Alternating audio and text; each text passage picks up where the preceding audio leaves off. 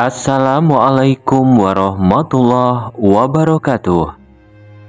Sungai Efrat dilaporkan sudah mengalami kekeringan kronis akibat perubahan iklim beberapa tahun terakhir.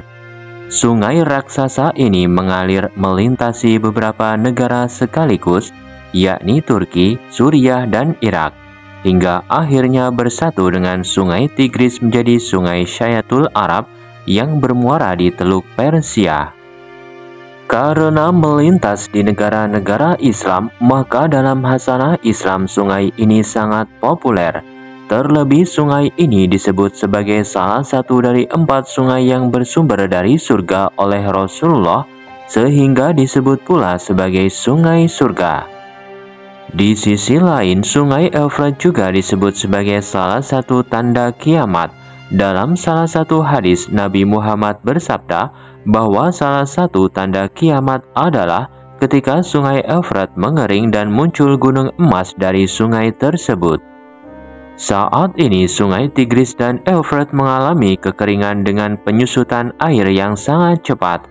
Kementerian Sumber Daya Air Irak pada tahun 2021 memperingatkan bahwa sungai-sungai itu dapat mengering pada tahun 2024.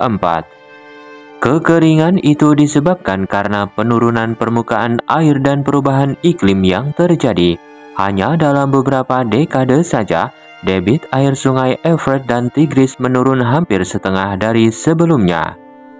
Beredar pula sebuah gambar satelit yang menunjukkan cekungan sungai Efrat dan Tigris telah kehilangan air sebanyak 144 km kubik. Hal ini terjadi hanya dalam waktu 10 tahun, yakni dari tahun 2013 hingga 2023, menjadikan permukaan air pada titik terendah dalam catatan sejarah. Seperti diketahui, sungai Efrat bersama saudara kembarnya yakni sungai Tigris merupakan sungai yang menumbuhkan peradaban-peradaban hebat yang tercatat dalam sejarah manusia. Sungai ini mencatat sejarah panjang dalam peradaban kuno Mesopotamia. Namun di sisi lain, sungai ini juga disebut sebagai tanda kiamat. Nabi Muhammad bersabda, kiamat tidak akan terjadi hingga sungai Efrat mengering dan muncul gunung emas di dasarnya. Gunung emas itu kemudian diperebutkan oleh umat manusia. Hari kiamat tidak akan terjadi sampai sungai Efrat mengering lalu menyingkapkan gunung emas. Orang-orang saling membunuh untuk memperebutkannya. Terbunuhlah pada setiap 100 orang itu 99 orang. Namun masing-masing dari mereka berkata, barangkali aku yang menjadi orang yang selamat itu. Hadis riwayat Muslim. Dalam riwayat Bukhari dan Muslim, Rasulullah juga bersabda, sungai ini akan mengering menjelang kiamat, muncullah pegunungan emas yang hanya menimbulkan kekacauan.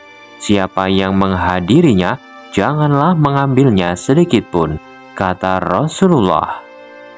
Namun begitu air sungai Efrat mengering hanya salah satu dari tanda-tanda kiamat yang dikabarkan oleh Nabi Muhammad. Di luar itu masih ada banyak tanda-tanda kiamat yang juga disebutkan dalam Al-Quran dan Al-Hadis. Soal kapan datangnya hari kiamat hanya Allah yang tahu.